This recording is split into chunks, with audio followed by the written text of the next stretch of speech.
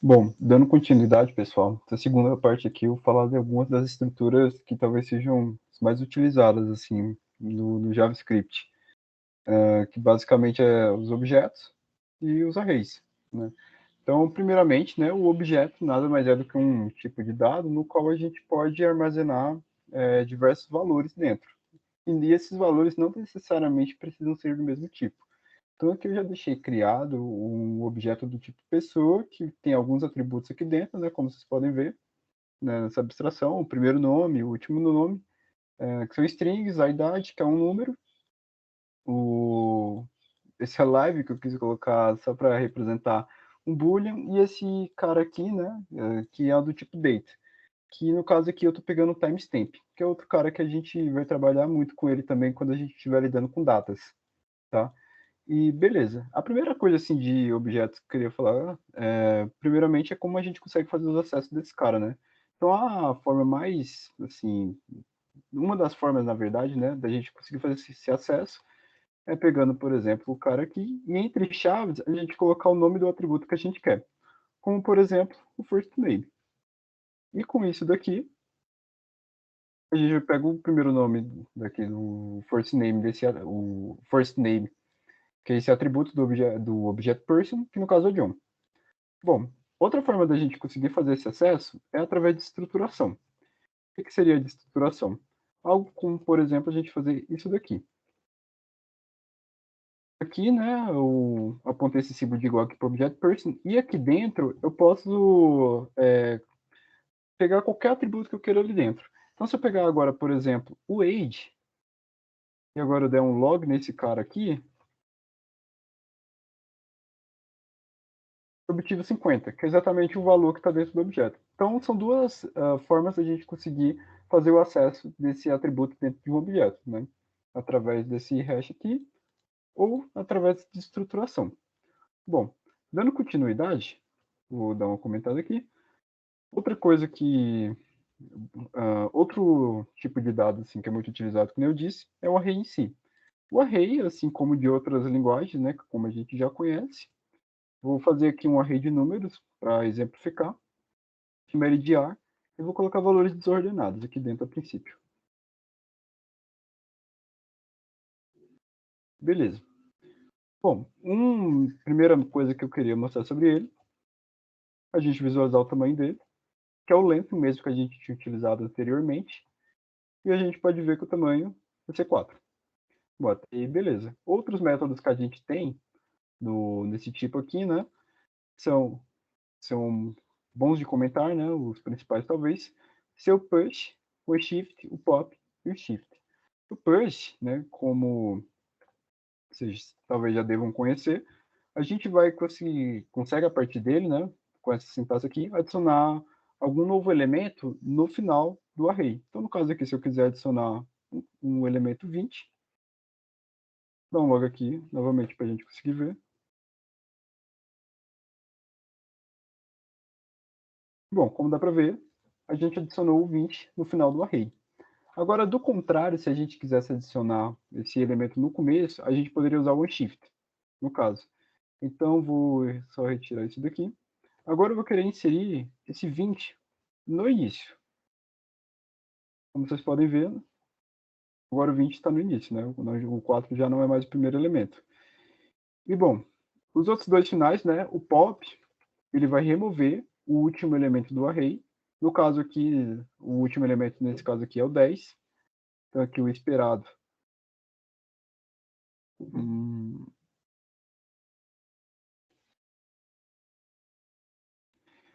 Não tinha esquecido de falar.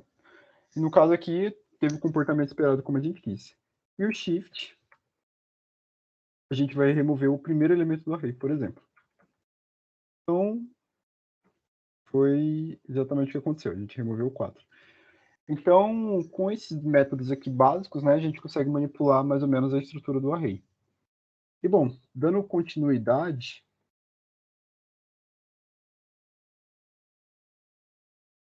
outra coisa legal de se falar é sobre como a gente ordenar esse cara.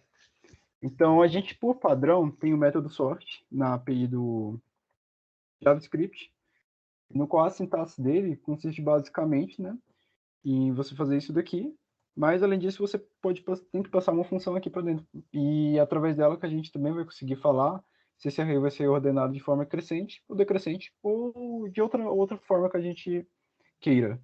Então, no caso aqui, o que eu vou fazer? Vou passar uma função aqui, que eu vou chamar de compare, por exemplo. Essa função, ela recebe dois valores, e ela vai retornar isso aqui a princípio, que seria, nesse caso aqui, eu vou retornar os valores daquele array em ordem crescente. Então, se a gente fizer o teste,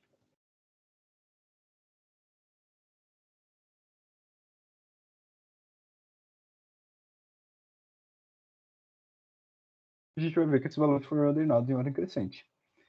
E do contrário, a gente poderia fazer para ordenar esses arrays de forma decrescente é apenas inverter os valores, aqui no caso. Então, se a gente visualizar agora, esses valores vão estar invertidos.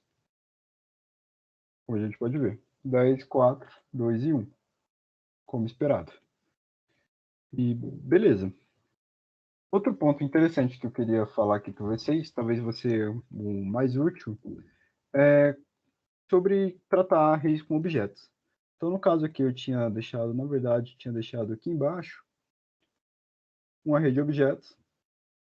Uma coisa que eu quero fazer com eles agora é tentar ordenar eles. Então, como que eu ordenaria um array de objetos baseado em algum atributo? Então, aqui nesse caso, bom, estou aqui com o meu array people, né? Como vocês podem ver, tem 3 objetos aqui no caso, 3 elementos.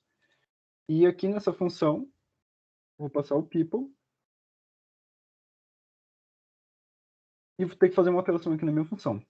Como eu quero ordenar aqui por algum atributo, eu vou escolher ordenar por idade. Como vocês podem ver, a ordem deles aqui dentro do array não está ordenado. E, bom, basicamente, vou passar esse age aqui.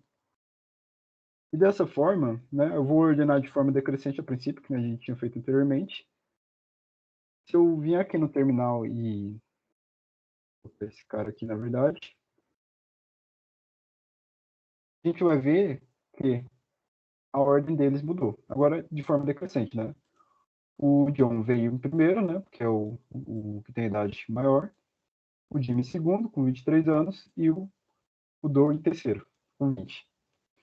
Bom, e por fim, última coisa que eu queria falar é sobre o JSON, que é algo muito famoso, né? Inclusive é algo que é utilizado entre várias linguagens em si, para se lidar com transferência de objetos. Então, o que é o JSON? JSON nada mais é, né? A notação dele significa JavaScript Object e Notation, no caso. E basicamente ele consiste, como o próprio nome diz, em um objeto JavaScript, como esse que a gente conseguiu visualizar agora. E além disso, né, dois métodos assim, que são muito interessantes de se utilizar, né, e bastante úteis, vai ser o parse e o stringify. O parse, a gente vai pegar esse objeto, geralmente que vai vir na forma de string, e vai deixar de uma forma que a gente consiga fazer os acessos devidos nele. Então, por exemplo, eu deixei aqui um cara,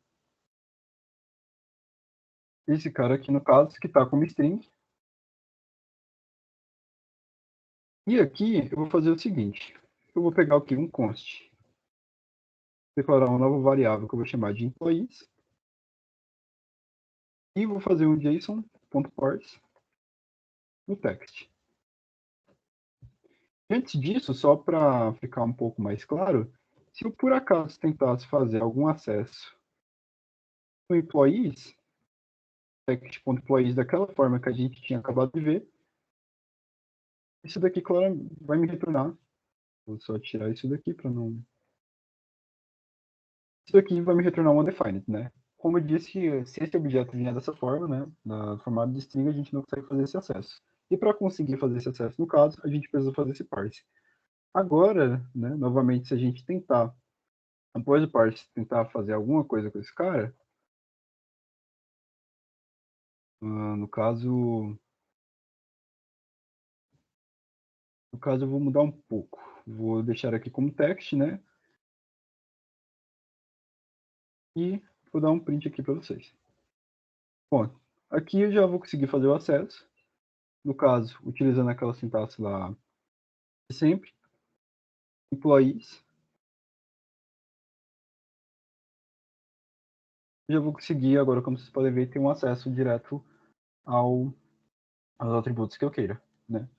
E só para brincar um pouco mais também, né, utilizando até uma outra forma de acesso também, vamos agora usar isso daqui.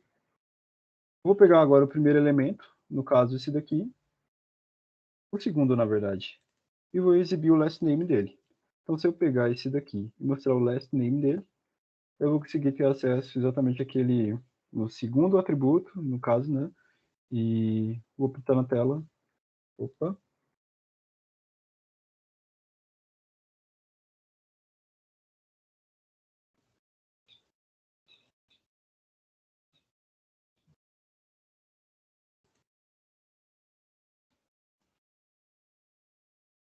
Opa. Tinha esquecido de dar o Ctrl S. Esquecido não, até que eu tá com um probleminha. Mas beleza, consegui fazer o acesso a esse cara aqui. E do contrário, né, geralmente quando a gente quer emitir respostas, né, ali no projeto você pode ver, por exemplo, se tem uma controller ali, geralmente quando você quer reenviar alguma resposta, por exemplo, na controller, a gente vai fazer esse parse, só que a gente vai transformar esse JSON em string novamente. Porque do contrário, né, nada mais é do que JSON.stringify, que é aquele elemento que a gente tinha feito parse anteriormente, por exemplo. A gente vinha aqui, esse cara aqui já vai estar como string de novo. Então, o parse e o stringify são dois métodos bem legais assim da gente utilizar para manusear JSON. E bom, essa daqui é a segunda parte de relacionadas à estrutura de dados, né? Falei sobre arrays e objetos. E bom, é isso aí. Próximo módulo agora é sobre condicionais.